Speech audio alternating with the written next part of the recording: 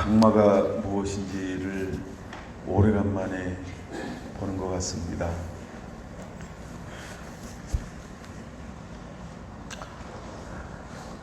우리 안에도 때를 따라 부어주시는 은혜가 넘쳐나게 되기를 원합니다.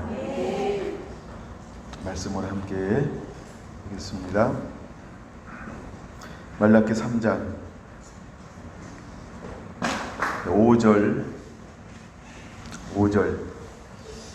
말라기 3장 5절 내가 심판하러 너희에게 임할 것이라 점치는 자에게와 가늠하는 자에게와 거짓 맹세하는 자에게와 품꾼의 싹에 대하여 억울하게 하며 가부와 고아를 압제하며 나그네를 억울하게 하며 나를 경외하지 아니하는 자들에게 속히 증언하리라. 만군의 여호와가 말하였느니라. 아멘. Are you ready? 준비되셨나요? 준비되고 있습니까? 오늘은 43번째 시간이죠. 43번째 소 제목은 심판으로 임할 것이다. 세 번째입니다. 심판으로 임할 것이다. 세 번째. 말라기 3장 5절 내가 심판으로 너희에게 임할 것이라. 주님은 말씀을 하고 있습니다. 심판하러 오시기 전에 전제하고 있는 게 있다고 말씀을 드렸죠. 뭘 전제하고 있냐면 그는 먼저 레위 자손을 깨끗하게 할 겁니다. 그래서 제물로 임하셔서 불로 임하셔서 하나님의 사람들을 먼저 준비시킬 것이죠. 그래서 그들을 통하여 하시는 일이 있어요. 그게 뭐냐 하면 봉헌물들을 다시 하나님 앞에 드리게 될 거라는 거예요. 근데 그 봉헌물들은 어떤 사람들이냐 하면 이제 사자가 먼저 와서 주의 오실 길을 예비할 것이다 라고 말씀했던 것처럼 말라기로는 4장 6절에 말하고 있죠. 아버지의 마음을 자녀에게로 자녀의 마음을 아버지께로 돌아오게 할 것이다. 바로 이것이 어떤 사명이냐 하면 깨끗하게 하는 그래서 봉헌물을 드리는 그런 사역들이 회복이 될 거라는 거예요. 근데 봉헌물을 드리면 어떤 일이 일어나냐 하면 잃어버렸던 예배가 회복되어져요. 무너졌던 다윗의 장막이 회복이 되어져요. 그래서 타락했던 예배가 새롭게 수축되어지는 예배 회복이 일어나게 될 거라는 것입니다. 그래서 예수님 당시 기성세대 애들은 예수님을 온전히 예배하지 않았어요. 그러나 예수님을 예배한 무리들은 어떤 무리들이었나요? 가난한 자들이었어요. 낮은 자들이었어요. 없는 자들이었어요. 연약한 사람들이었어요. 그 사회에서 주류계층들이 하나님을 경외하고 섬긴 것이 아니고 마음이 가난한 자, 애통하는 자, 이제 그 사람들이 예수님을 찬양하고 오히려 그들이 예수님을 예배하는 사람으로 준비가 되어진 것을 볼 수 있습니다. 그러고 난 다음에 이제 주님은 뭘 할 것이냐 하면 심판하러 오실 거라고 분명히 말씀을 하고 있다라고 하는 것입니다. 즉 우리가 준비가 되지 않으면 그 다음에 사람들은 심판받게 될 거라는 거예요. 마지막에 이제 주님께서 신랑으로 오실 때에도 우리가 준비되지 아니하면 우리는 심판의 주님을 맞이할 겁니다. 그래서 제가 심판은 두 가지라고 그랬던 것 같아요. 우리에게 죽음이 두 가지입니다. 하나, 이 땅에 살면서 우리 연한을 당하는 걸 죽음이라고 말합니다. 죽을 때 천국과 지옥이 나눠집니다. 이것을 일컬어서 우리는 심판이라고 말합니다. 또 하나는 신랑 되신 예수님께서 오실 때에 알곡과 가라지로 분리가 되어지는 것, 우리는 이것을 일컬어서 심판이라고 이야기합니다. 그러면 우리가 이 땅에 살면서 어떤 삶을 살아야 할 것인가? 먼저 5절에는 7가지를 소개하고 있는데 누구에게 심판이 임할 것이냐? 첫째, 점치는 자에게 심판이 임할 거라는 겁니다. 하나님이 가장 싫어하는 것이 뭐냐면 나 위에 다른 신을 섬기는 겁니다. 그래서 구약에는 율법에 의하여 어떤 사람들이 심판받을 거라고 말씀하고 있냐면 점치는 자에게와 즉 하나님 위에 다른 신을 섬기는 사람들이 심판받을 거다라고 이렇게 말씀을 하고 있습니다. 두 번째는 간음하는 자에게와라고 말합니다. 창세기 6장 사람들이 타락하고 패역했어요. 하나님이 사람 지은 것을 한탄하게 되었어요. 무엇 때문에 그랬을까요? 그들은 색을 쫓았다는 거예요. 문란한 성으로 인하여서 하나님 보시기에 역겨웠다라고 말하는 겁니다. 그래서 두 번째 기준이 뭐냐 하면 하나님이 정해주신 성 차원을 넘어서는 것, 이거에 대해서 하나님은 심판하게 될 것이다 라고 말하고 있습니다. 그러나 지금도 사단은 수많은 사람들을 통하여서 이 성을 문란하게 하고 또 끊임없이 문란하게 하는 이제는 합법적인 이것을 사회에 이슈화시키고 공론화시켜서 수많은 사람들을 세뇌시키고 있다는 겁니다. 여러분, 우리만 이 싸움을 싸우는 게 아니고 전 세계의 사람들이 사실은 이제는 젠더와 전쟁을 벌이고 있습니다. 이미 많은 부분에서 이것이 합법화됐고 공론화됐고 사회화됐고, 그래서 그거에 대해서 누가 오히려 뭐라고 하면은 처벌받는 약간 이렇게 또 다른 차별을 만들어내는, 사실은 차별이 아니었죠. 다른 것뿐이었는데 오히려 그것을 통해서 차별을 만들어내는 이런 기이한 현상들이 우리에게 일어나고 있다는 것이죠. 여러분, 이 현상이 소돔과 고모라 가운데서 뚜렷하고 현명하게 일어났다라고 하는 것입니다. 이제 하나님이 두 천사를 보내었어요. 근데 그가 롯의 집에 들어가는 것을 보고 사람들이 어떻게 했습니까? 그 사람을 우리에게 내어놓아라, 우리가 그들과 상관하리라 라고 할 때 이것은 성적 관계를 말하고 있는 것입니다. 그런 것처럼 그 사람들은 노골적으로 그런 성의 문란함들을 보여주었습니다. 하나님 보시기에 이제는 또다시 물로 심판할 수 없어 이제는 그 소돔과 고모라라고 하는 도시를 어떻게 하나님이 멸하고 있습니까? 하늘에서 유황, 불이 내려왔다는 거예요. 그래서 땅이 녹아져 내렸어요. 여러분, 지금도 우리가 사회에 가면은 이곳이 지하 400m까지 땅이 밑으로 가라앉았어요. 지표면에서 지하 400m까지 가라앉았어요. 왜 그렇게 가라앉았을까요? 지진이 났을까요? 땅이 갈라져서 웅덩이가 파진 걸까요? 그 이유 중에 하나는 뭐냐 하면 소돔과 고모라 땅 가운데 유황불이 내림을 통해서 흙이 녹아져 내린 거예요. 여러분, 그렇게 하나님이 심판한 땅이 그 땅입니다. 근데도 불구하고 사람들은 깨달아요? 못 깨달아요? 못 깨달아요. 그래서 매 시대마다 오늘날도 사단은 아주 써먹기 좋은 전략으로 계속해서 이 성이라고 하는 것을 사용하고 있다라고 하는 것입니다. 그래서 두 번째 심판할 때 간음하는 자에게 와라고 말씀을 하고 있는 것입니다. 그 다음에 세 번째는 거짓 맹세하는 자에게 와라는 겁니다.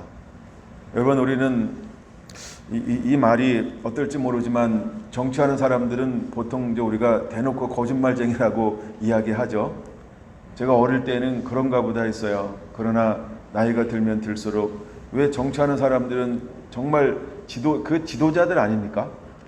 그렇죠? 지도자들이잖아요. 근데 왜 그들은 거짓말을 대놓고 한다라고 그런 닉네임을 가지고 있어도 괜찮을까요? 모른다 그러고 자기가 하면 괜찮고 남이 하면 노맨스, 말이 바뀌었죠? 그러니까 참 이런 구조를 가지고 살아가는 사람들이 우리가 소위 말하는 리더라고 말하는 사람들이에요. 지도자들이라고 말하는 거예요. 지난 시간에 봤던 것처럼 한 군데 봤죠? 예레미야. 근데 예레미야를 봤더니 누가 타락했어요? 관리들이 라고 말하는 거예요. 관리들이. 그 다음에 선지자들이, 또 제사장들이. 근데 그것을 누가 좋게 여겼더라? 백성들이. 그러니까 총체적인 난국을 보이는 거예요. 어쩌면 오늘 우리 한국 사회가 그런 현상을 그대로 보여주고 있는 거예요. 그렇죠? 여러분, 백성들이 이것을 얼마나 좋아하는지 몰라요. 네. 얼마나 백성들이 좋아하는지 몰라요. 그래서 제사장도 타락했고 선지자도 타락했고 관리들도 타락했고 전부 타락한 거예요. 여러분, 우리가 이런 시대에 살고 있다는 거예요. 그러면 타락하고 거짓말하는 것은 어디서 나오는 걸까요? 우리는 분명히 알고 있죠. 거짓의 아비가 있다는 거예요. 거짓의 아비가 있다는 거예요. 거짓말하는 아비가 있다는 거예요. 세상의 영입니다. 타락한 영입니다. 우린 그것을 사단이라고 말합니다. 그래서 하나님을 경외하지 않는 사람, 하나님을 내 마음에 두고 있지 않는 모든 사람들은 전부 불신자들이에요. 근데 불신자들은요, 거짓말을 뭐 하듯 할까요? 숨쉬듯 합니다. 밥 먹는 것보다 더 많이 해가지고요, 숨쉬듯 합니다. 입만 열면 거짓말, 양심을 속입니다. 비양심적입니다. 비윤리적입니다. 비도덕적입니다. 두려움이 없습니다. 무서운 게 없습니다.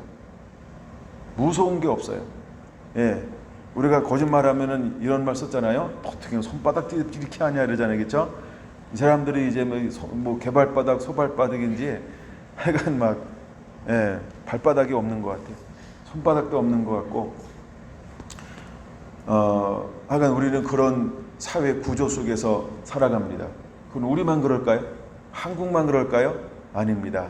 사람이 다 그렇습니다. 사람이 다 그럽니다. 그렇죠? 백인도 그렇고 황인종도 그렇고 흑인종도 그렇고 모든 유색인종 전부 모든 종족들이 전부 그렇게 합니다. 왜 그렇게 될까요?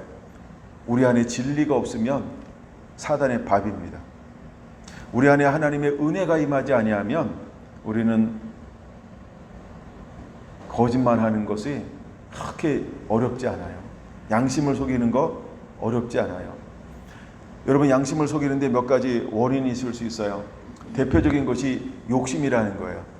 이거를 디모데후서 3장에는 자기를 사랑하며 이기심이라는 거죠. 욕심이 잉태한 즉 죄를 낳고라고 하는 것처럼 결국 욕심으로 말미암아 여러분, 우리는 거짓말을 숨쉬듯 할 수 있어요. 자기 이익을 위해서 숨쉬듯 거짓말할 수 있어요. 속이는 거 눈 하나 깜짝하지 않을 수 있어요. 윤리적인 거, 도덕적인 거 아닙니다. 내가 하면 로맨스예요. 남이 하면 불륜이에요. 여러분, 우리 이 구조를 영원히 어쩌면 이 등식이 없어지지 않을 수 있어요. 여러분, 이것이 우리가 살고 있는 사회적 구조라고 하는 걸 알아야 합니다. 그런데도 하나님은 하나님의 사람들에게 무엇을 요구하고 있나요? 너 정직할 수 있겠니? 너 의로울 수 있겠니? 라고 말입니다. 제가 지난번 에레미야 5장 1절을 한번 읽었어요. 그렇죠? 그 시대에 하나님께서 이거 유다 가운데서 하나님이 어떤 사람을 찾나요? 두 종류의 사람을 찾는 거예요. 하나는 정의를 행하는 자요. 두 번째는요, 진리를 구하는 자요. 거기서 한 사람만 있어도 내가 이 성읍 예루살렘을 말하는 거예요. 그러니까 예루살렘을 말하는 유다 전체를 말하는 거예요. 하나님께서 멸하지 않겠다는 거예요. 바벨론의 포로로 끌려가지 않게 만들겠다는 거예요. 근데 한 사람을 찾아냈을까요?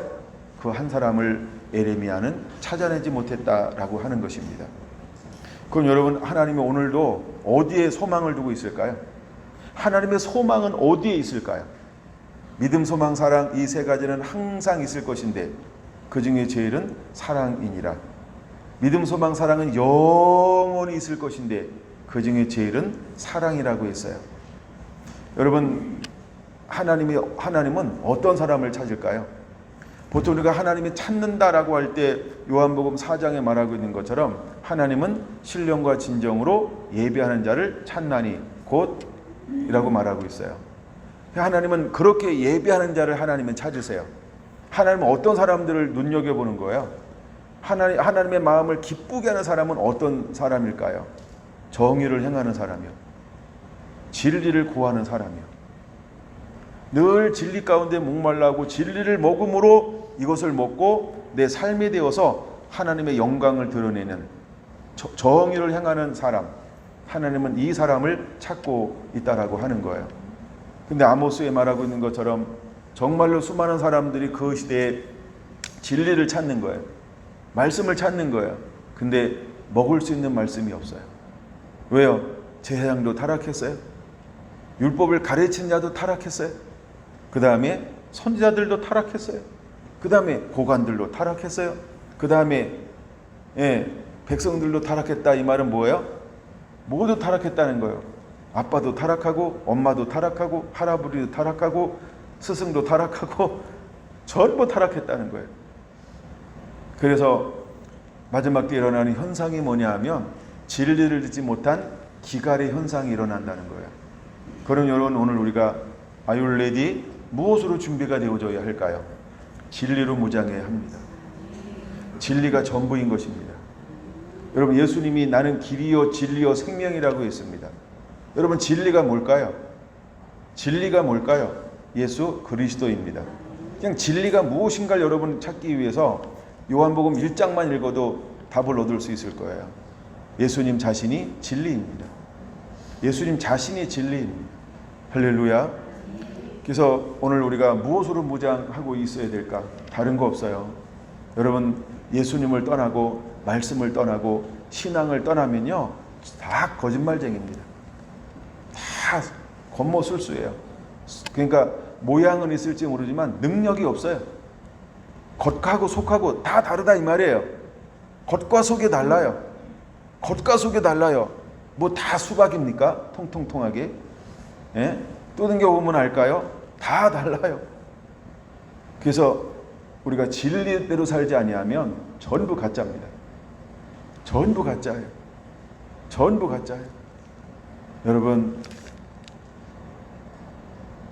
하여간 하나님이 찾는 사람은 진실한 사람들이에요. 공의를 행하는 사람이에요. 정의를 행하는 사람이에요. 진리를 구하는 자예요. 진리의 목마름을 가지고 좁은 길을 걸어가는 거예요. 타협하지 않는 거예요. 물러섬이 없는 거예요. 끊임없이 목마름을 가지고 진리를 구합니다. 하나님의 얼굴을 구합니다. 하나님 한 분을 찾아서 헤매는 것입니다. 타협하지 않습니다. 쉽게 물러서지 않습니다. 여러분, 하나님은 그 사람을 찾는 거예요. 그래서 마지막 때 심판할 때가 올 것인데 누구에게? 거짓 맹세하는 자에게 와. 여러분, 거짓말하는 것은 굉장히 쉬울 수 있어요. 자기를 속이는 것은 굉장히 쉬울 수 있어요. 눈 하나 깜짝 안 하고 속일 수 있잖아요. 그렇죠? 입에 침 안 바르고 속일 수 있잖아요. 예, 그렇죠? 예, 목욕하지 않아도 속일 수 있잖아요. 예, 그냥 멀쩡하게 속일 수 있잖아요. 예, 몇 명이서 눈 찌끔찌끔 이렇게 신호 보내고 속일 수 있잖아요. 속이는 게 얼마나 쉬운지 몰라요. 근데 하나님은 우리에게 말합니다. 거짓 맹세하지 말라는 거예요. 여러분가 속임에도 뭐 두 가지라고 볼 수는 있어요. 여기서 거짓 맹세한다라고 하는 것은 하여간 남을 어렵게 하는 거, 해코지 하는 거, 힘들게 하는 거, 뭐 장애물을 놓는 거, 하여간 이렇게 목에 빠지게 하는 거, 이런 것들을 먼저는 의미하는 것도 있어요. 예, 여러분, 우리가 어떤 고의적으로 하는 거, 거짓말한다라고 할 때 성경에 나오는 것 중에 하나가 위증이라는 것이 있어요. 위증, 그렇죠? 우리가 법원에 가면 위증죄, 뭐 어디 뭐 청문회 가서 뭐 선서하고 뭐 위증하면 위증의 벌을 받겠느냐 이렇게 말하죠. 그러니까 위지, 고리 증거하지 말라. 10계명 중에 10번째 계명처럼 이웃을 향하여 거짓말하지 말라라고 하는 것처럼 하여간 이런 거짓 증거하지 말라는 거예요. 거짓 맹세하지 말지니라는 거예요. 근데 하여간 거짓의 아비는 사단이라는 거예요. 그 뿌리를 어디다 두고 있는지를 알아야 돼요. 그래서 뭐가 온다? 심판이 와요.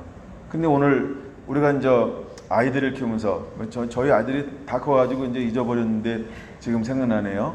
우리가 아이들을 키울 때 아이들한테 제일 열받고 많이 요구하는 게 뭐예요? 웬만한 건 괜찮은데 뭐는 하지 마? 그거 한 번쯤은 다 써먹었었죠. 어머, 지금도 진행형인가 봐요. 예, 우리 실장님 보니까 너무 리얼하게 웃으셔가지고 지금도 진행형 같아요. 왜 우리는 다른 거는 괜찮은데 왜 그것만 하지 마 이렇게 이야기할까요? 신뢰성이라는 거, 신뢰라는 거, 신뢰. 왜냐하면 그냥 있는 그대로 하면 뭐예요? 내가 다 이해할게. 그리고 그대로 이야기하면 네가 하는 게 아니라 내가 할 거야. 이런 의미가 있잖아요. 그렇죠? 그래서 있는 대로 해. 다 얘기를 해. 근데 거짓말만 하지 마. 그러면 거짓말 안 하고 그대로 이야기하면 여러분 어떻게 반응 보였나요?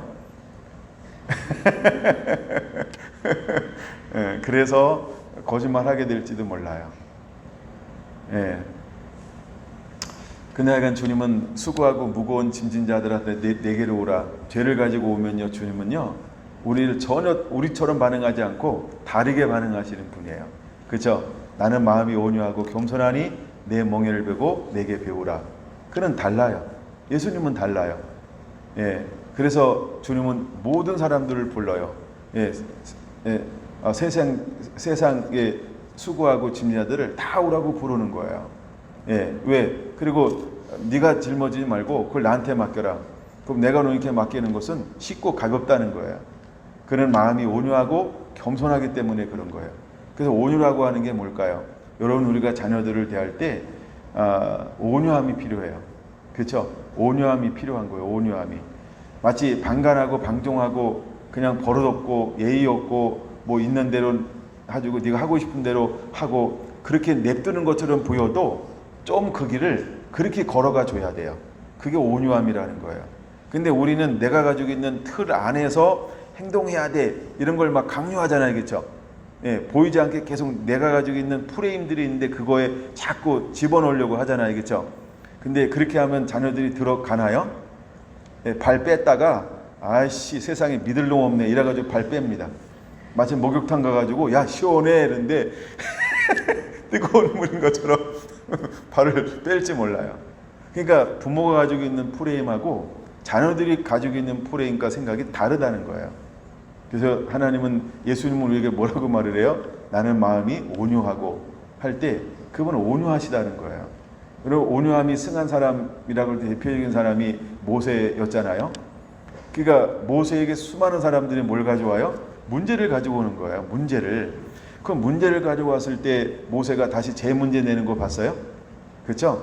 그냥 문제 가져오면 하나님께로 바로 가니까 하나님이 다 해결해 주는 거예요. 근데 한 번은 자기가 한번 해결해 보려고 하다가 성질이 나가지고 두드려 버렸어요. 딱 한 번이요. 근데 하나님은 그걸 봤어요? 못 봤어요? 백성들은 몰라요. 근데 누가 알아요? 마귀가 아는 거예요. 그거를. 마귀가 아니까 하나님이 그걸 지나치면 마귀에게 지는 거예요. 하나님이 그걸 용납해 주잖아요. 그러면 이스라엘 백성이 구원 계획이 무너져 버리는 거예요. 왜? 하나님이 불의함을 용납했잖아요. 하나님이 공의롭지 않잖아요. 그래서 하나님은 모세를 어떻게 하는 거예요? 내가 내 앞에 죄를 지었다는 거예요. 첫째, 너는 나를 믿지 않았다. 둘째, 너는 나의 영광을 드러내지 않았다. 그러니까 첫째가 중요한 거예요. 거룩함을 드러내지 않았다는 거예요. 거룩함을 드러내지 않았다. 그럼 마지막 때 하나님의 사람들에게 신랑으로 오실 때 우리에게 주님이 뭘 요구할까요? 그렇죠? 우리가 준비되어져야 할, 이걸 이렇게 표현할게요. 그러니까 우리가 우리에게 허용된 것만큼의 거룩을 우리가 유지하고 있어야 된다는 거예요. 완벽하라라고 하는 말이 아니에요. 하나님이 우리에게 허용한 만큼의 거룩을 우리가 소유하고 있어야 된다는 거예요. 모세가 완벽한 존재입니까? 아닙니다. 그렇죠? 그럼 노아는 완벽한 존재입니까? 아닙니다. 노아를 잘 읽어보세요. 그 시대에 뭐라고요? 당대의 의인이요 이러잖아요. 그러니까 그 시대의 의인이라는 거예요. 그 의미는 무슨 의미가 있냐면 그 시대에 뭐라 그래요? 하나님이 허용한 것 안에서 의인이었다 이 말이에요. 그럼 여러분 신랑이 신부를 맞으러 올 때 우리가 완벽해야 될까요? 우리가 퍼펙트해야 될까요? 그런 거 아닙니다. 그렇죠? 예, 우리가 신랑으로 맞이하러 올 때 사단이 우리를 딱 봤을 때 뭐 할 수 없는 사람이 돼야 돼요? 뭔가 고리를 걸 수 있는, 뭔가 엮을 수 있는, 뭔가 고수할 수 없는 그 수준을 요구하고 있는 거예요. 사단이 하는 일이 뭐라 그랬어요? 요한계시록 12장에 보면 참소하는 거예요. 근데 결국 하나님이 우리에게 어떤 수준을 요구하는 거예요? 최소한 야, 너 사단이 참소할 건 없어야 되잖아. 그 수준을 우리에게 하나님은 요구하고 있다라고 하는 거예요. 여러분, 우리가 하나님 앞에 이렇게 마지막 때에 준비가 되어지게 되기를 원합니다. 준비가 되어지게 되기를 원합니다. 그래서 예수님은요, 나는 마음이 온유하고 라고 말하는 거예요. 그래서 우리가 그분 앞에 다 짐을 내어 맡기면 돼요. 그러면 그 짐을 맡기니까 내가 뭐 하지 않아도 돼요? 거짓말하지 않아도 되는 거예요. 여러분, 거짓말 자꾸 거짓 맹세 왜 하게 될까요? 거짓 맹세 왜 하게 될까요? 생각해 본 적 있나요? 거짓말을 언제 하게 될까요? 그냥 제일 먼저 오는 게 이익에 이익, 손해보지 않으려고 욕심, 아니면 자존심, 뭔가 내가 그러니까 한마디로 잃어버리고 싶지 않은 것이 있으니까 모면하고 싶은 거 뭔가 이런 게 전부 한마디로 말하면 그냥 제가 뭐 많은 말로 말하면 제가 책을 써야 되니까 그래서 한마디로 말하면 뭔가 내 안에 욕심이 있다는 거예요. 그래서 거짓 맹세하는 거예요. 이걸 욕심이라고 표현하고 싶다는 거예요. 그러니까 거짓 맹세하는 거예요. 손해보고 싶지 않아. 자존심 지키고 싶어. 내 명예 지키고 싶어. 내 체면 지키고 싶어. 뭐 뭔가 이렇게 지키고 싶은 게 있기 때문에 거짓 맹세할 수 있다는 거예요. 순간적으로. 그리고 뒤돌아서서 평생 후회할지도 모르고 뭐 후회 안 할지도 모르고. 근데 거짓 맹세하는 이유가 뭘까? 순간적으로 딱 일단은 우기고 보자. 이런 거죠. 일단 큰 소리 치고 보자. 뭐 이런 거죠. 그리고 그 다음에 수습해야지.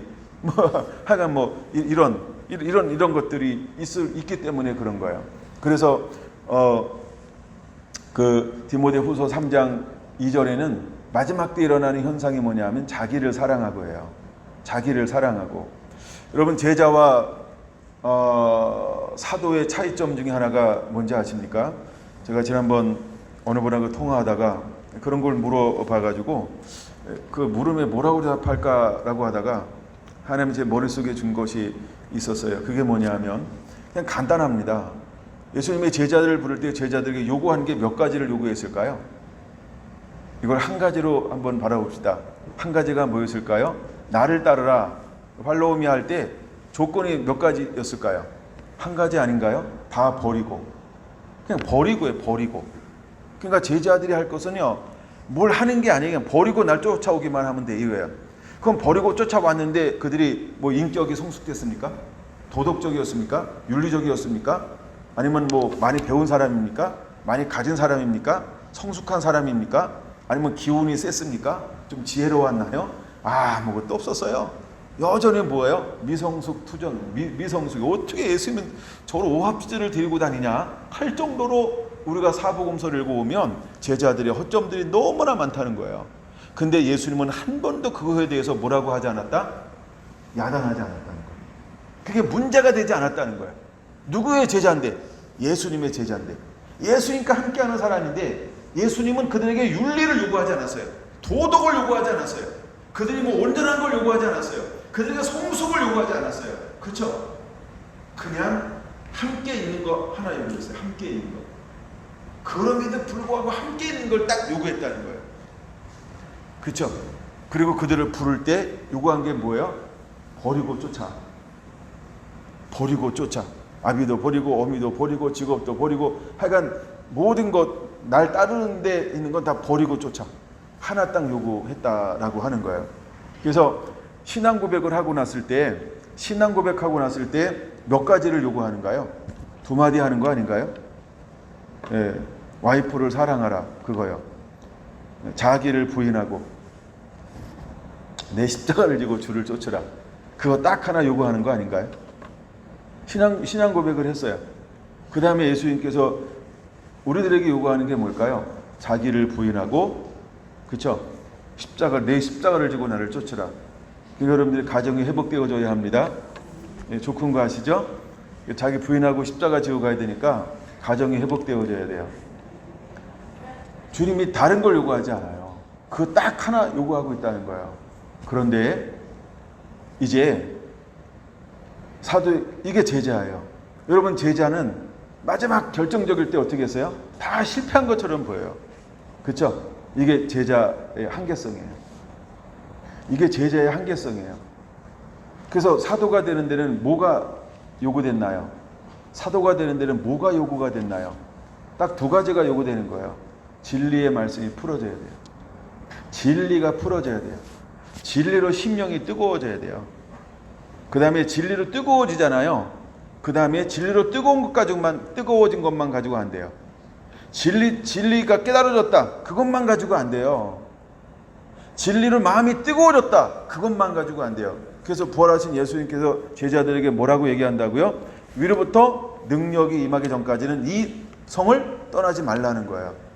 근데 이 그만할 때 제자들은 어떤 상태였어요? 말씀이 풀어졌어요. 아, 창세기부터 말라기까지, 야, 이게 전부 예수님이로구나. 아, 이게 메시아구나. 아, 이게 그리스도구나. 오, 이것이 로드스, 이게 주님이시네. 그걸 막 마음이 깨달아졌어요. 마음이 깨달아졌어요. 이게 보이기 시작하는 거예요. 눈이 열렸어요. 귀가 열렸어요. 깨달아졌어요. 근데 주님은 뭐라고 말을 했어요? 위로부터 능력이 임하기까지는 이 성을 떠나지 말라는 거예요. 이 말이 무슨 의미인지 아십니까? 말씀이 깨달아진 것까지 그것만 가지고 안 된다는 거예요. 깨달았다고 해서 내가 하면 실패한다는 거예요. 내가 하니까 어느 정도는 할 수 있으나 감당할 수가 없다는 거예요. 누구의 인도함을 받아야 될까요? 철저하게 성령의 인도함을 받아야 된다는 거예요. 굉장히 중요한 원리입니다. 철저하게 성령의 인도함 받아야 된다는 거예요. 성령의 인도함 받지 아니하면 우리는 이 땅에 살면서 뭐를 가지고 있어요? 육이요. 우리 육을 가지고 있어요. 여러분, 우리는 이 육체의 정욕 끊임없이 올라옵니다. 이생의 자랑 끊임없이 올라옵니다. 안목의 정욕 끊임없이 올라옵니다. 말씀을 깨달았다, 이 말씀이 막 머릿속에서 막 빙빙빙 돈다, 그것 가지고 안 된다는 거예요. 우리가 뭐의 인도함을 받아야 된다? 성령님의 인도함 받아야만 된다는 거예요. 그래서 예수님은 제자들에게 마지막으로 부탁한 말씀이 뭐냐면 위로부터 능력이 임하기까지는 이 성을 떠나지 말라고 했던 거예요. 여러분, 이 시대에 우리가 어떻게 준비가 되어져야 할까요? 우리에게 어떤 준비가 일어나야 할까요? 나 오늘 성결한 교회가 잠잠히 이곳에서 그렇게 준비가 되어지게 되기 원합니다. 여러분, 이곳이 마가 다락방이 되기를 원합니다. 이것이 겟세마네 동산이 되기를 원합니다. 그래서 여기서 그런 것들이 준비가 되기를 원합니다. 여러분, 진리의 말씀이 풀어지고 그리고 그 말씀을 붙잡고 계속 약속한 것을 기다리면서 위로부터 능력이 임할 때까지 그냥 머무는 거예요. 뭘 하는 게 아니고요. 능력이 임할 때까지 머무는 거예요. 그리고 능력이 임하면 그때는요, 내가 하고 싶지 않아도 그냥 마음속에서 이게 막 꿈틀거려요. 마음속에서부터. 막 주님이 그때부터 이래요. 보세요. 출애굽하고 성막을 다 완성하고 성막을 다 순종해서 지어놨어요. 그러면 모세가 움직일 때 움직였나요? 그럼 아론이 가다 그러면 갔나요? 아니죠. 그렇죠? 모세가 움직이든 아론이 움직이든 훌 떠나든 상관없어요. 사람 때문에 움직이지 않았어요. 그들이 움직일 때는 언제 움직이는 거예요? 구름이 떠올라, 불기둥이 떠올라, 구름기둥이 떠올라, 이것이 움직이기 시작할 때 그때 움직이는 거예요. 성령이 움직일 때, 하나님이 움직이라고 할 때 그때 움직여야 하는 거예요. 오늘날도 똑같다는 거예요. 성령이 아니고는 움직이려고 하지 마세요. 성령이 아니고는 움직이려고 하지 마세요. 제가 성전을 건축하고 나서 이때 우리가 이 의자를 4줄로 놨었어요. 4줄로 놨는데 제가 요쯤에서 이제 그냥 돌면서 기도하는데 그때 약간 돌겠다고 들었어요. 요쯤에 딱 갔어요. 요쯤에 딱 이제 돌면서 기도하는데 그때 감동을 딱 받은 거예요. 네가 하려고 하지 말아라. 그냥 마음속에 그런 감정이 딱 왔어요. 저는 그 순간 알았어요. 네가 하려고 하지 말아라. 이것이 무슨 의미인지. 머리로 하지 말라는 거였어요. 뭔가 네가 계획을 세우지 말라는 것이었어요. 왜냐하면 저는 계획 세우고 뭘 하는 걸 참 좋아했어요. 저는 막 뭐가 했냐면 아무것도 안 하는 게 너무 힘들었어요. 뭔가를 해야만 된다라고 하는 게 강박관념 있잖아요. 네. 그래야만 막 살아있는 것 같고 그냥 하루 종일 막 집에만 있다 그러면 내가 못 견디는 거예요. 막 죄스러운 거예요. 내가 밥 먹고 살래 이 버릇이야 이러면서 내가 막 이걸 못 견디겠는 거예요. 그래서 밥값 하려고 나가서 전도회도 해야 되고요. 예, 아니면 집에 가서 부부싸움도 해야 되고요. 그러니까 뭘 해도 해야 돼. 막 아무것도 안 하고 있어요. 막 그러니까 우리 그때 갑자기 안 보이냐? 매일 모였어요. 매일, 그렇죠? 네. 매일 모인 거 매일. 그래서 우리 일주일에 6번 모이고 주일날 예배 드리는 거예요.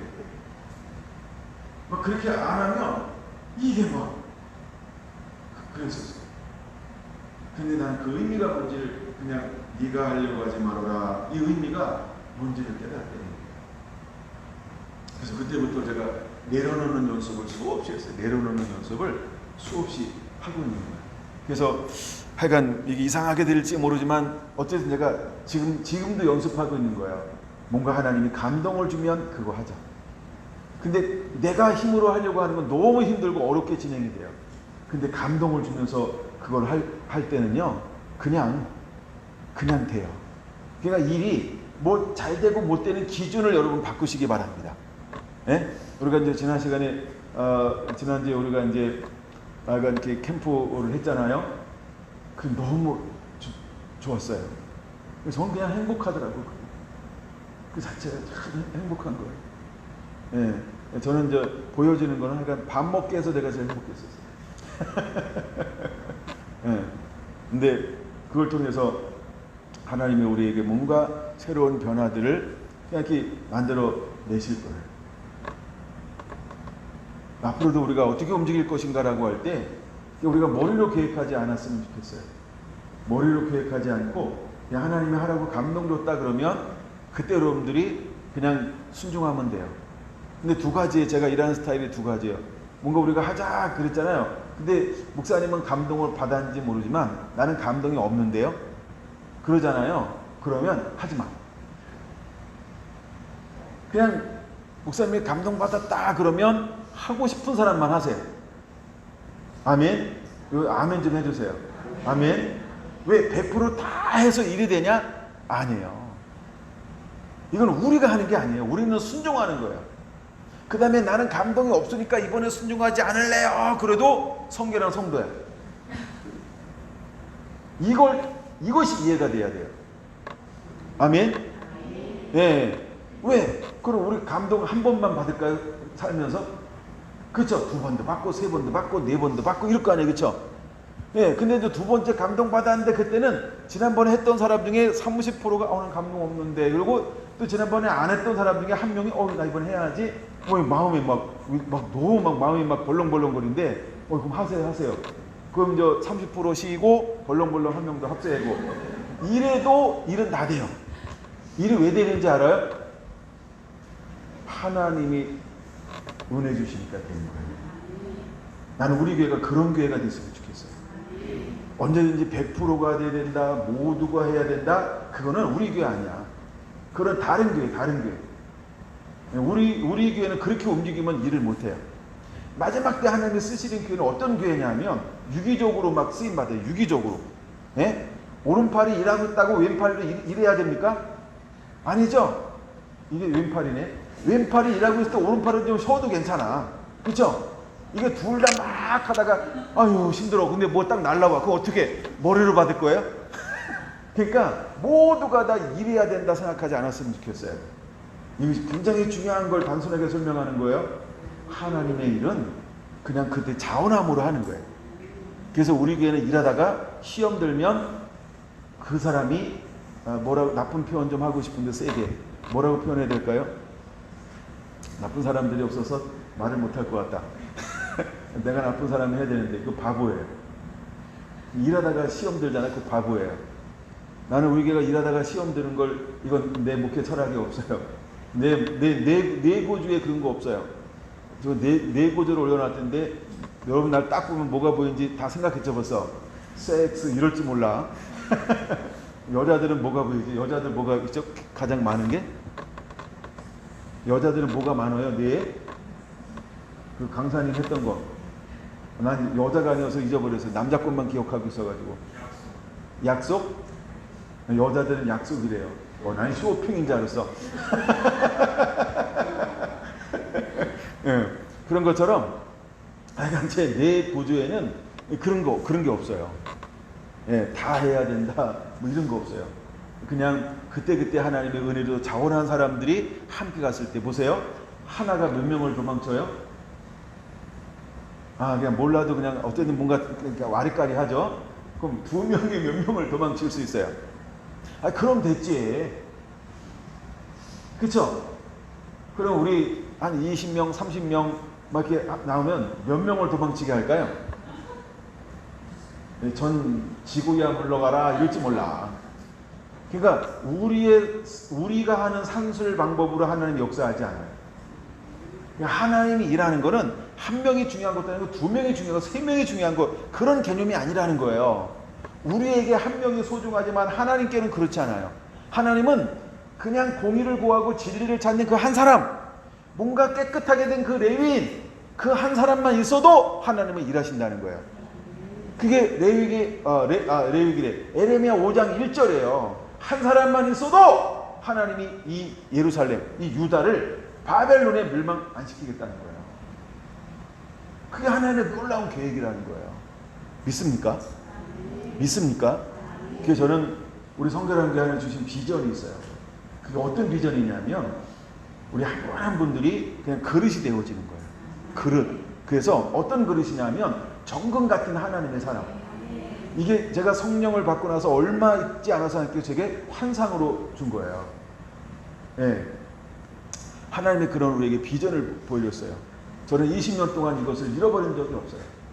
저는 다른 야망이나 내 꿈을 키운 적이 없어요. 하나님이 주신 그것을 붙잡았어요. 아, 하나님이 그렇게 하시겠구나. 그리고 지금까지 쭉 해오는 걸 보면요, 정말 우리가 이제 작은 교회가 많이 쓰는 용어 중에 이런 게 있다고 얘기하지만 그런 것 있지만 하여간 전 이걸 믿어요. 왜? 이것이 성경에 나오는 하나님의 산술법이기 때문에 그래요. 뭐 일당 100 이런 거요. 일당 1000 이런 거요. 2명이 모이면 10,000명. 믿습니까? 그게 하나님의 산술법인 걸 믿으시기 바랍니다. 하나님의 산술법이라니까요.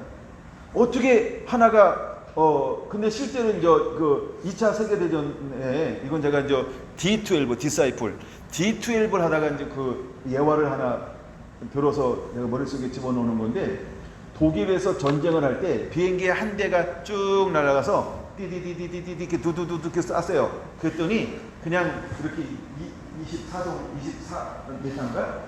요거밖에 할 수가 없었대요. 근데 비행기 편대는 이제 하나, 두 대가 같이 이렇게 가서 두두두두두 이렇게 했대요. 그랬더니 몇 메다를 커버했을까요? 240m. 예. 한 대가 나가서 하는 거는 내가 정확하게 잊어버려서 몇 메다인지 24m인가 범위가. 근데 두 대가 편대가 나간 뒤 240m 안에 들어오는 모든 비행기를 전부 격추시켰다는 거예요. 이게 하나의 원리, 둘의 원리예요. 그래서 우리가 한 사람이면, 그 다음에 아모스에 나온 것처럼 두 사람이면, 전도서에 나오는 것처럼, 그렇죠? 두 사람이면, 또 삼겹줄은 이렇게 말하는 것처럼 하나님이 하시는 방법은 우리 생각과 달라요. 하늘의 산술법은 우리의 이 머리 안에서 나오는 거 아니에요. 그걸 믿으시기 바랍니다. 그래서 우리 안에 그런 영적 DNA가 흘렀으면 좋겠습니다. 그런 영적 DNA가 흘렀으면 좋겠습니다. 여러분, 제가 어떤 일을 하기 위해서 조바심 느낀 거 보셨어요? 양주사님 이제 등록한 지 1년은 지났죠? 예, 제가 뭐 일하는 거에서 조바심을 느끼는 거 봤나요? 우리 교회 일이 너무 없지 않아요? 모임이 너무 없지 않아요? 그렇죠? 우리는 소모임을 안 하잖아. 예. 그러니까 뭐 거의 없어. 네, 제가 귀찮게 하지도 않잖아요, 그렇죠? 네, 그냥 우리 예배 이런 거 왜? 아무 감동이 없으면 그걸 뭘 굳이 해요. 근데 하나님이 감동 주면 합시다 이래놓고 그냥 시간 되면 어떤 때는 100조만 와도 좋아요. 어떤 때 그냥 100조만 데리고 하는 거예요. 100조. 그렇죠? 얼마나 100조가 일을 잘하는지 몰라요.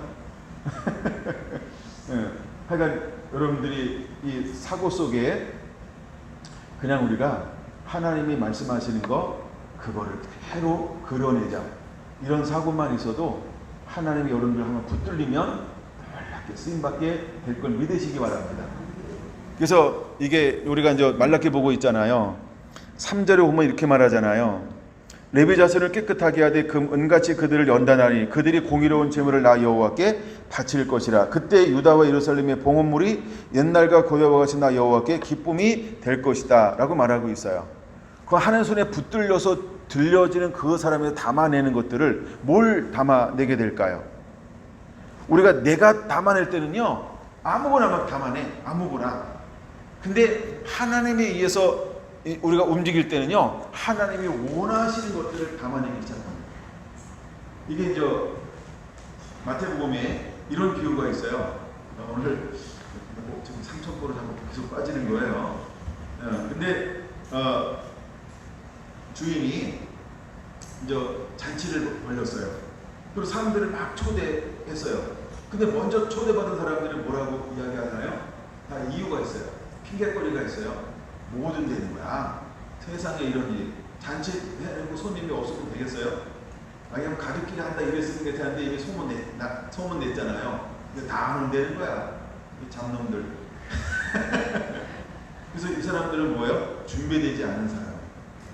먼저 된 사람인데 어떻게 되고요? 나중되고, 나중된 자가 먼저 되는 이런 역전되는 역사들이 막 일어나는 거예요. 역전되는 역사들이에요. 여러분, 우리는 나중되지 않아야 할 줄로 믿습니다. 깨어 있어야 돼요. 하나님의 음성에 늘 이렇게 깨어 있어야 된다는 거예요. 그러니까 내가 뭔가 다른 게 있으니까, 그러니까 뭔가 하나님보다 앞서는 거가 있으니까 그 초대장을 뭐 하는 거예요? 나 이 그 잔치에 참여하는 것보다 이거 해야 돼. 우선순위가 달라요. 우선순위가. 그건 깨끗한 사람이야. 그래서 불 속에서, 그래서 잿물로 씻겨짐을 당하는 거예요. 내 안에 먼저 있는 거. 하나님과 나 사이에 뭔가 있다라고 한다면, 우리 이번에 배웠잖아요. 나와 사랑하는 아내 사이에 누가 있어야 돼요? 요 가운데 누구를 놔야 돼요? 아무도 놓으면 안 되는 거죠. 여러분들이 안 넘어가네 수업을 잘 하신 거예요. 그래서 아이들은 어떤 아이 된다고 이제는 옆으로요. 그래서 부부 사이에는 아무도 뭐 하지 못하게 해야 돼요? 끼면 죽는다.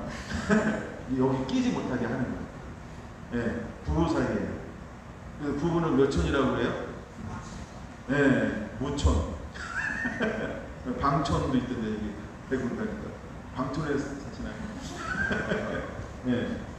그래서 부부 사이에는 아무것도 낄 수가 없는 것처럼, 그 자녀를 옆에다 놓는 그 그림을 찾는데 한국엔 그 그림이 없다고 얘기 딱 하는 동시에 어머나 우리 집도 그런 사진이 없네. 그 생각을 딱 했어요. 이제는 일부러 한번 찍어봐야 될 것 같아요. 일부러 찍어봐야 될 것 같아요. 제가 이번에 사진들 우리 이제 사진을 찍은 거 딱 보면서 내가 다음에는 이렇게 찍어야지 하는 거 하나 생각한 게 하나 있었어요. 제가 뭘 생각했을까요? 나하고 찍은 거거든요. 이게 무슨 말인지 딱 와닿죠? 다음엔 나하고 찍어야 될까? 네. 그 자리를 뺏겼어. 강도가 아니고 강사한테. 그래서 다음엔 나 사진 찍는 거 굉장히 좋아하는데 하여간 그래서 다음에는 장로님하고 사진 찍은 거 너무 멋있죠? 네, 그거 제가 푸사를 쓰잖아요. 너무 잘 나와가지고 하여간 내가 그거 이제 보면서 딱 하나 생각했던 거 이제 하나가 있었는데 그 중에 하나가 이제 다음에는 나랑 한번 찍어야지 그 생각 한번 했다고요. 그래서 우리가 하나님 사이에, 하나님과 우리 사이에는 아무것도 놓여 있으면 안 된다는 거예요. 아무것도 놓여 있으면 안 돼. 뭔가 놓여 있기 때문에 그분이 천국 잔치에 오라, 그렇죠? 부르는데 신랑으로 신부를 부르는데 그 자리에 뭐 하는 거예요? 안 간다는 거예요. 왜? 이 땅이 너무 좋아. 이 땅이 너무 좋아. 이 땅이 너무 좋아요. 우리가 여러분 그런 거 있으면 그게 우상숭배입니다. 그게 우상숭배예요. 그게 점치는 거고요. 그게 간음하는 거예요. 그게 거짓 맹세하는 거예요. 처음에 초대장 받았을 때는 자 다음에 초대하면 오실 거죠? 간다고 그래라. 다 이렇게 했을 거 아니야. 그쵸? 그때는 다 간다고 그랬겠지. 그리고 얼마나 폼 잡았을까. 나 왕한테 초대장 받았어. 무슨 초대장? 잔치 날 나를 초대해서 뭘로 초대했대요? 가보니까 귀빈, VIP, VVIP. 나를 VVIP를 초대했네. 얼마나 좋아했을까. 그리고 막상 잔치가 딱 열려서 종을 보내서 잔치를 합니다. 다시 한번 좀 그랬더니 뭐라고 합니까? 그렇죠? 안 간다는 거예요. 안 간다는 거예요. 그때는 이제 하인들을 언론에 보내니까 주인이 야, 저 사거리로 나가라. 여러분 우리가 그때 뭐 하고 있어야 될까요? 준비되어져 있어야 됩니다. 준비되어져 있어야 됩니다. 정말 여러분 신랑 대신 예수님 한 분만을 정말 사모합니다. 우리가 너무 할 일이 많고 이 땅에서 은혜를 너무 많이 받아가지고 아유 나는 여기서 은혜 누리고 싶어요. 이런 것도 신랑 잔치 참여하는 거 원하지 않을 수 있어요. 그러니까 은혜도 적당히 누리세요. 이게 어느 비유에 나오는 거예요. 하나님께서 말씀의 은사를 줬는데 너무 말씀의 은사가 너무 좋아서 초점을 뭘로 옮겼어요? 말씀을 가르치는 말씀을 나누는 그 대신 초점을 누구한테서 점점 멀어지기 시작했어요. 예수님. 말씀의 은혜가 너무 좋아도 초점은 어디에 있어야 된다? 예수님께 있어야 된다. 어떤 사람은 신의의 은사가 있어요. 신의의 은사가. 신의의 은사가 주니까 얼마나 시효 사역하다가 초점이 계속 병든 자, 아픈 자 계속 여기만 하다가 뭘 잃어버렸어요? 예수님. 우리가 그럴 수 있다. 은사 때문에, 좋은 것 때문에 우리가 예수님을 더 사랑해야 되는데 참스럽게 자기를 바꿀 수 있다. 여러분 거짓 맹세요? 이렇게도 올 수 있어요. 이렇게도 올 수 있다. 우리가 이렇게 말할 수 있잖아요. 까만 거짓말, 하얀 거짓말. 여러분 어쩌면 우리가 까맣지는 않을지 몰라도 하얀 거짓말로 이렇게 우선순위에 빗나가는 행동을 할 수도 있다는 거예요. 심판으로 임하실 거지. 그래서 고린도전서에 말하는 거예요. 금이나 은이나 보석으로 집을 지은 사람이 있고요. 나무나 풀이나 짚으로 집을 지은 사람이 있어요. 근데 이거를 나중에 뭘로 시험하는 거예요? 불의 공력을 그들이 어떻게 했는가를 불로 테스트하는 거야. 그럼 여러분 우리 무엇으로 집을 짓는 자가 되어야 할까요? 그렇죠? 물론 머리는 다 금이나 은이나 보석으로 짓고 싶어요. 근데 실제의 삶을 뭘로 짓느냐가 이제 중요합니다. 그래서 우리의 우선순위를, 우리의 초점을 정말로 떠나지 않는, 그러면 우리가 예수님을 떠나지 않으면 우리 안에 어떤 것들이 일어나지 않을까? 그냥 한번 그 다음 거 볼까요? 거기다 하나 손 하나 이제 본문이니까 껴놓고 사도행전 20장으로 한번 가보겠습니다. 사도행전 20장 28절부터 32절까지 한번 보겠습니다. 사도행전 20장 28절에서 32절 시작. 여러분은 자기를 위하여 또는 온 양떼를 위하여 삼가라. 성령이 그들 가운데 여러분을 감독자로 삼고 하나님이 자기 피로 사신 교회를 보살피게 하셨느니라. 내가 떠난 후에 사나운 이리가 여러분에게 들어와서 그 양떼를 아끼지 아니하며 또한 여러분에게서도 제자들을 끌어 자기들을 따르게 하려고 어그러진 말을 하는 자들이 일어날 줄 내가 아노라. 그러므로 여러분이 일깨워 내가 3년이나 밤낮 쉬지 않고 눈물로 너희 각 사람에게 훈계한 것을 기억하라. 지금 내가 여러분을 주와 및 그의 은혜의 말씀에 부탁하노니 그 말씀이 여러분을 영이 든든히 세우사 거룩하게 하심을 입은 모든 자 가운데 기업이 있게 하시더라. 할렐루야. 이런 우리가 마지막 때 일어나는 현상이 어떤 현상이 일어나게 될까? 이런 현상들이 일어날 수 있다는 거예요. 이제 이 경우는 어떤 경우냐 하면 사도 바울을 사역하다가 사도 바울이 이제 성령의 인도함 받아서 그 도시를 떠나는 거예요. 떠났을 때 그들이 든든히 세워져 가야 돼요. 어디 안에서? 진리 안에서. 이렇게 표현할게요. 이제는 하나님과 나 사이에서 그 은혜 가운데 내가 자생하는 믿음을 가지고 있어야 돼요. 자생할 수 있는 그 믿음. 성장 성숙해서 이제는 누군가의 도움이 아닌 내가 가장이 되어서 책임질 수 있는 신앙과 믿음으로 우뚝 세워져 있어야 된다는 거예요. 하나님은 우리에게 어느 시점에 그거를 요구하게 될 거라는 거죠. 그럼 누구처럼? 사도 바울처럼. 사도 바울이 어떻게 사역합니까? 철저하게 성령에 이끌려. 그렇죠? 철저하게 성령에 이끌려 자기의 유익을 위하지 않고 오직 한 나라를 위해서 그렇게 사역을 감당을 합니다. 그래서 사도 바울이 두 가지로 부탁을 하고 있는 걸 볼 수 있어요. 32절에 보니까 내가 지금 여러분을 그렇죠? 이게 로드 예수님을 말하죠. 그 다음에 그 은혜의 말씀에 부탁하노니. 왜 은혜의 말씀에 부탁할까요? 그는 진리니까요. 나는 길이요 진리요 생명이니까 진리의 말씀에 부탁하는 거예요. 우리가 말씀에 견고하게 서 있으면, 말씀 앞에 견고하게 서 있으면 어떤 일이 일어날까요? 흔들리지 않습니다. 근데 반드시 무엇이 다가올까요? 그대가 28절부터 읽은 이유가 있어요. 28절 보면 그들에게 무엇이 온다라고 말하고 있을까? 29절 보세요. 내가 떠난 후에 첫 번째 뭐가 옵니까? 사나운 이리가 여러분에게 들어와서 그 양들을 아끼지 않게 될 거라는 거예요. 사나운 이리가 들어온다는 거예요. 그러면 사도 바울에게는 이리가 몇 번 왔을까요? 예, 그렇죠. 엄청나게 많이 왔죠. 그래가지고 나중에 이제 그가 그 빌립보서에 고백하잖아요. 없는 이런 환난을 통과했다고. 그러면서 그가 그 환난을 통해서 뭘 배웠어요? 자족하는 비결을 배웠노라 이렇게 말하잖아요.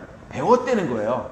그럼 자족하는 비결이 떨어진 게 아니고요. 뭐예요? 수많은 환난이 왔어요. 연단이 왔어요. 배고픔이 왔어요. 죽음이 왔어요. 쫓김이 왔어요. 이걸 경험하면서 그걸 뭐 한 거예요? 돌파. 이기고 또 이기고 또 이기고. 그러면 이기게만 했을까? 아니요. 실패하는 것처럼 보이는 것도 있었어요. 근데 실패하는 것처럼 보일 때 그는 놓지 않는 게 있었어요. 그게 뭘까요? 초점을 중요 앞에서 띄지 않았다는 거예요. 예를 들어 이런 거예요. 이제 복음을 증거하러 갔다가 누명을 쓰고 어떻게 했어요? 매를 맞고 감옥에 갇혔어요. 근데 그 감옥에서 마치 버린 것 같고 실패한 것 같고 낭망하고 절망해야 될 그 상황 가운데서 바울과 실라는 무엇을 초이스했나요? 뭘 선택했어요? 찬양하기 시작했어요. 기도하기 시작했어요. 여러분 우리가 실패하는 것처럼 보일 수 있어요. 그렇죠? 낭망하는 것처럼 넘어지는 것처럼 보일 수 있어요. 근데 그 상황 가운데서 사도 바울은 무엇을 선택하든가요? 이제 우리가 이제 이리가 올 거예요. 이리가 올 거예요. 이리라고 하는 것은 다른 사상이 오는 거예요. 다른 사상이 올 거예요. 다른 사상. 말씀이 아닌 섞인 거, 세속적인 거, 그 다음에 뭐 가몬이설, 그 다음에 이단 사설, 그 다음에 세속적인 거, 막 이런 것들이 막 섞여가지고,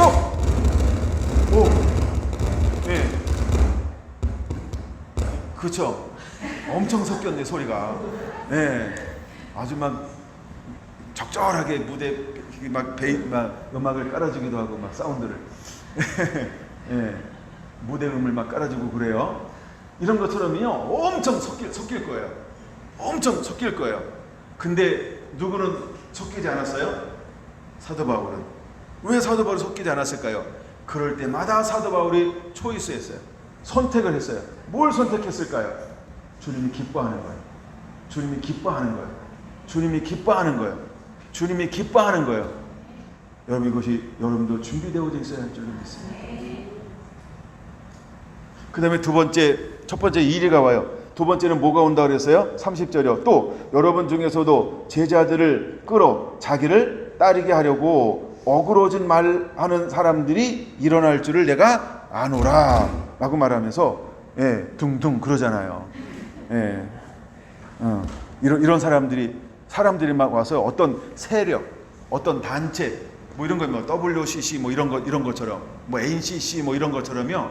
아니면 무슨 뭐 연합회 뭐 이런 거, 아니면 뭐 정부 어떤 세력 이래 가지고, 아니면 어떤 뭐 모임, 아니면 어떤 목회자 연합회, 뭐 교수 연합회, 무슨 뭐 연구회, 하여간 많은 이런 이름으로 와 가지고요. 마치 명성이 있다, 권위가 있다, 뭐 세계적인 뭐가 있다.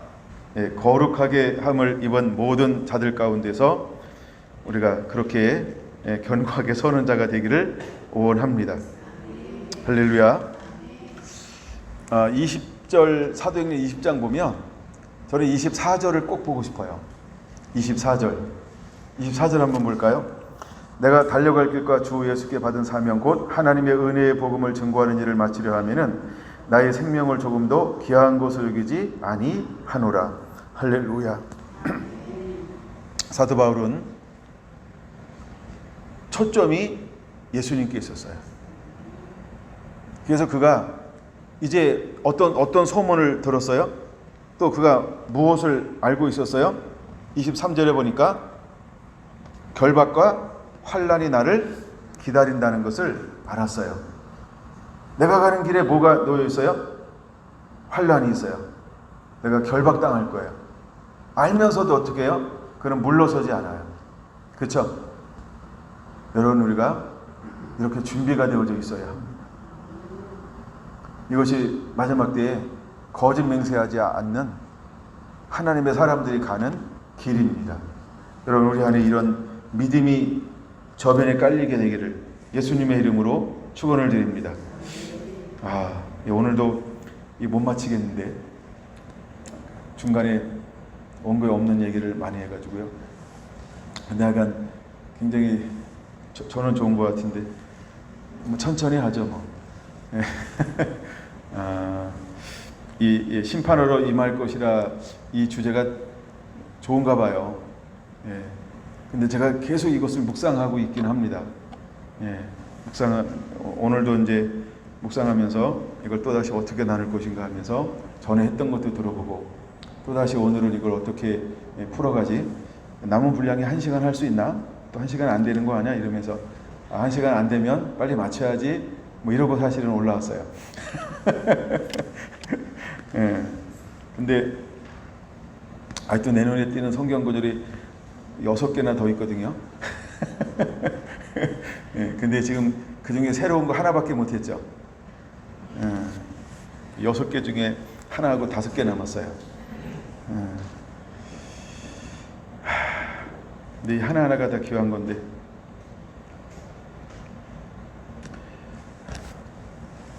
한 군데 약간 2군데만 더 보고 살짝 보고 주일날 이어서 하겠습니다. 그게 좋을 것 같아요. 우리가 마지막 때에 디모데후서 3장입니다. 디모데후서 3장 1절 먼저 봅니다. 너는 이것을 알라. 말세에 고통하는 때가 이르러 사람들이 자기를 사랑하며. 그러니까 심판으로 임할 것인데 누구한테 심판이 임할까요? 여러분 2절, 3절, 4절, 5절은 심판 당할 자들을 말하는 거예요. 그렇죠? 근데 19가지로 말하고 있죠. 여기서 우리는 19가지를 우리 삶 가운데서 어떻게 줄일 것이냐 그리고 없앨 것이냐 이거 씨름해야 합니다. 만약에 우리가 19가지에 속해 있다 그러면 여러분 위험할 수 있습니다. 위험할 수 있어요. 위험할 수 있다는 걸 알아야 합니다. 우리가 하나님을 경외하지 않고 우리가 하나님의 이름을 존중히 여기지 아니하면 여러분 우리는 이 선택을 하지 않음으로 인해서 계속 육으로 흘러갈 수 있다는 거예요. 그럼 우리가 결정적일 때 선택을 잘해야 돼요. 뭘로? 내가 하면 기뻐하는 것으로 갈 것이냐 여전히 육으로 살 것이냐. 이 선택의 결과가 디모데후서 3장이라는 거예요. 그래서 첫 번째가 자기를 사랑합니다. 근데 주님은 제자들을 부를 때 제일 먼저 요구한 게 뭐예요? 자기를 버리고. 이게 뭘 의미하는 걸까요? 너 사랑하는 거 있니? 그거 다 내려놓을 수 있겠어? 그래서 부자 청년이 예수님께 찾아왔을 때 내가 무엇을 해야 영생을 얻으니까 하나 딱 묻잖아요. 그때 예수님께서 몇 가지 얘기해요? 딱 하나 얘기하는 거예요. 그렇죠? 내 소유를 다 팔아 가난한 자에게 나누어 주고 나를 쫓으라. 그래야 하면 영생을 얻을 것이다. 그가 사랑하는 게 뭐였을까요? 그가 가지고 있는 것이 무엇이었을까요? 그에게 소유란 무엇이냐고 묻는 거예요. 그런 소유를 사랑한 사람이에요. 그의 삶의 우선순위를 어디다 두었을까요? 부요, 부. 나의 모든 힘은 부에서 나온다. 나의 명예는 부에서 나온다. 나의 권세는 부에서 나온다. 나의 힘은 부에서 나온다. 나의 자존감은 부에서 나온다. 그런 부를 의지했던 거예요. 근데 하나님의 사람은 기쁨이, 평안이 어디서 나와요? 예수님께. 명예가 어디서 나와요? 예수님께. 권력이 어디서 나와야 돼요? 예수님께. 여러분, 다른 겁니다. 다른 겁니다. 그래서 마지막 때 고난이 있고 환란이 있어도 사도 바울은 알면서도 어디로 갑니까? 그쵸? 내가 받은 그 사명을 감당하기 위해서 내가 달려갈 길을 다 가겠다는 거예요. 이게 사도 바울의 고백이에요. 우리의 고백은 어떤 고백이어야 할까요? 우리는 어떤 고백을 하고 달려가는 자가 되어야 할까요? 그 물음을 하고 난 다음에 제자들에게 또 묻지 않습니까? 제자들에게 묻지 않습니까? 그때 제자들 때 뭐라고 말해요? 우리는 다 버리고 주를 쫓아 싸우니, 이렇게 말하는 거예요. 그럼 오늘 우리는 어떻게 하고 주님을 따르고 있는 자가 되어야 할까요? 여러분, 우리에게는 우선순위가 오직 예수님이어야 할 줄로 믿습니다. 할렐루야. 그래서 자기를 사랑하고, 그 다음에 19번째가 뭐예요? 경건의 모양은 있으나 경건의 능력은 부인하는 자니 이 같은 자들에게서 내가 돌아서라는 거예요. 돌아서라 이 말이 뭐예요? 떠나라 이 말입니다. 그러니까 19가지에서 우리가 떠나야 한다는 거예요. 그럼 19가지 전부는 뭘 말하는 걸까요? 이 땅에 있는 걸 말합니다. 썩어질 걸 말합니다. 소멸되어질 걸 말합니다. 근데 너무나 많은 사람들이 우리가 뭘 추구하고 있어요? 이 19가지를 실제로 추구하는 거예요. 이게 육신의 정욕이에요. 이게 안목의 정욕이에요. 이게 이생의 자랑인 거예요. 여러분, 제가 지난 주일날 고백했잖아요. 사이클로 고백했잖아요. 제가 실제로 이거를 택하고 있더라고. 근데 깨달은 거예요. 아, 내가 이거를 택해야 되겠구나. 오늘 제가 그 후배 목사를 만났어요. 제가 만났는데 어떻게 만나서 되겠을까요? 차도 후배가 샀고 밥도 후배가 사라 그랬어요. 아니, 인사하러 온다 그랬으니까 일부러 다 사라 그랬어요. 예. 근데 내가 어떻게 대해줬을까요? 자, 근데 물어봤어요. 근데 오늘 저 어떻게 왔어요? 했더니 오라고 그래서 왔어요. 끝. 뭔 하지 않았어요? 네, 사죄는 하지 않았어요. 그래서 이제 그거를 중재하는 목사님하고 그냥 서로 바라보고 웃고 말았어요. 아, 이 친구는 모르는구나. 근데 나는 이제 그 친구를 바라볼 때 어떤 마음이 들었을까요? 자유함. 그냥 자유한 거예요. 전에는 그 친구 막 얼굴이 보고 싶지 않은 거야. 내가 그랬다니까요. 보고 싶지 않은 거예요, 막. 막 보면 막 분노가 막 일어날 것 같고, 막 열받아가지고요. 이게 제정신이 아닌 거예요. 근데 오늘 딱 만났는데, 제정신이더라고요. 네, 그리고 편안하게 여러 가지 이야기를 했어요. 그러고 나서 이제 오늘 어떻게 왔어요? 했더니, 오라 그래서 왔는데요. 끝. 그래서 그냥 사주는 차 먹고 사주는 밥 먹고 갔어요. 할 얘기가 없는 거예요. 건면해줄 것도 없고 못 알아들으니까. 네, 그다음에 내가 그랬잖아요. 30초를 사제하는 문을 가지고 와서 사제를 하고 이래야 되는 건데, 이야, 하여간 그래요. 근데 저는 그를 향해서 자유함을 오늘 이렇게 실제로 만났잖아요. 그 자유함을 누리는 거예요. 여러분들이 뭘 선택하냐가 굉장히 중요합니다. 여러분, 선택을 때 잘 하셔야 됩니다. 아멘. 오래 빠져있지 않게 되길 바랍니다. 분노 오래 하잖아요. 그러면 때 빼는 것도 오래 간다. 그 불 속에 오래 있어야 될지 몰라. 그렇잖아요, 그렇죠? 이 빨래통에도 불리는데 시간 좀 걸릴지 몰라요. 너무 오래 있지 않게 되길 바랍니다. 빨리 잠갔다 싶으면 발 빼. 그래야 치유도 빠릅니다. 이 19가지라는 거예요. 이게 마지막 때에 이런 사람들에게 뭐가 임할 것이다? 심판이 임할 거다. 이거를 보여주고 싶어요, 사실은. 근데 이제 제가 시간이 없어서 그냥 막 넘어갔고요. 또 하나를 그냥 보여주고만 넘어갈게요. 나중에 시간 될 때 다시 한번 다루고 싶은 부분이 있어요. 요한계시록 21장 8절 한번 보겠습니다. 요한계시록 21장 8절이요. 물론 이게 이제 문맥으로 쭉 봐야 돼요. 1절부터 8절까지 문맥으로 쭉 봐야 되는데 시간이 있는 분들은 문맥으로 한번 꼭 읽어보시길 바랍니다. 자, 8절. 그러나 이게 마지막에 이제 멸망할 사람들의 심판당할 사람. 그럼 누가 마지막에 심판당할까요? 근데 앞에는 뭐가 나와요? 일단 말라기에는 첫 번째가 누구예요? 말라기 첫 번째가 누구예요? 첫 번째, 말라기 첫 번째가 누구예요? 예? 점치는 자에게 와. 라고 우상 섬기는 자가 첫 번째예요. 그쵸? 그 다음에 디모데후서 3장 2절엔 뭐가 첫 번째예요? 자기를 사랑하고 이런 게 첫 번째예요. 근데 이제 정말 요한계시록 21장 8절에는 이제 마지막 심판 나오고 지옥에 가는데 첫 번째가 누가 지옥에 가나요? 누가 간다고요?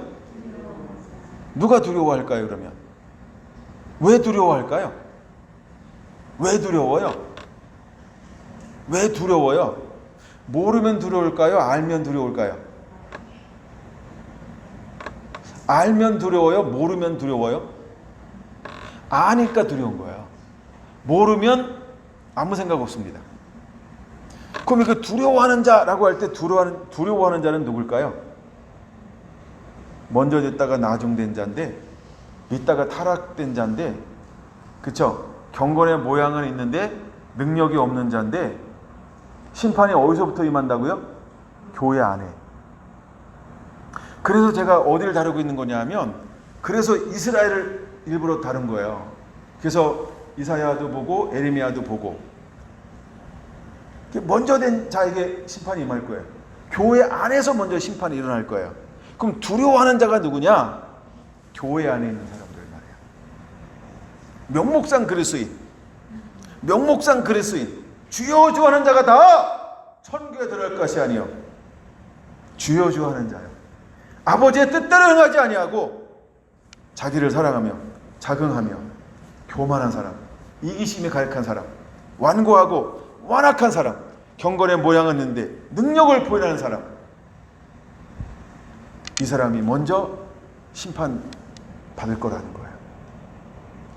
이거 보여주기 전에 어디를 먼저 다뤄야 되냐면 마태복음, 사실 이제 마태복음 7장을 먼저 보기는 해야 돼요. 마태복음 13장 그냥 머릿속에만 넣고 나중에 찾아볼 거예요.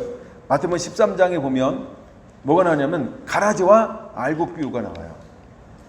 그러면 자 보세요. 가라지와 알곡이 심겨졌는데 어디에 심겨졌을까요? 밭에. 그럼 우리는 어디에 심겨진 거예요? 밭에. 근데 똑같이 그 밭에 무엇이 자라고 있어요? 알곡도 자라고 있고 가라지도 자라고 있고. 근데 마지막 심판 때 누가 먼저 거둬짐을 당하나요? 가라지가. 그래서 요한계시록 21장 8절에는 먼저 심판의 대상이 누구냐 하면 두려워하는 자들과 이렇게 나와요. 교회 안에 있는 사람들을 말하는 거예요. 명목상 그리스도인이요. 명목상 그리스도인. 명목상 그리스도인. 그리고 두 번째가 뭐예요? 믿지 아니하는 자들과. 그러면 두려워하는 자들과 믿지 아니하는 자들과 이게 분리를 시키죠. 믿지 아니하는 자들, 이건 교회 밖에 있는 사람들을 말하는 거예요. 이건 교회 밖에 있는 사람들을 말하는 거예요. 그 다음에 흉악한 자들과 살인자들과 음행하는 자들과 점술가들과 우상 숭배자들과 거짓 말하는 모든 자들은 불과 유황으로 타는 못에 던지리니 이것이 둘째 사망이라. 이렇게 심판 당하게 될 거라는 거예요. 여러분, 주님은 심판하러 임하실 것입니다. 그럼 이제 우리가 어떻게 준비하고 있어야 될까요? Are you ready? 어떻게 준비하고 있어야 될까요? 여러분, 이런 기준에서 우리가 벗어나는 자가 되어야 합니다. 21장 8절 여기서 우리가 벗어난 자가 되어야 할 줄로 믿습니다. 예, 디모데 후서 3장 1, 2, 3, 4, 5절에서 벗어나는 자가 되어야 할 줄로 믿습니다. 말라기 3장 5절에서 벗어나는 자가 되어야 할 줄로 믿습니다. 그리고 하나님이 원하는데 속해 있는 자가 되어야 합니다. 그게 준비라는 거예요.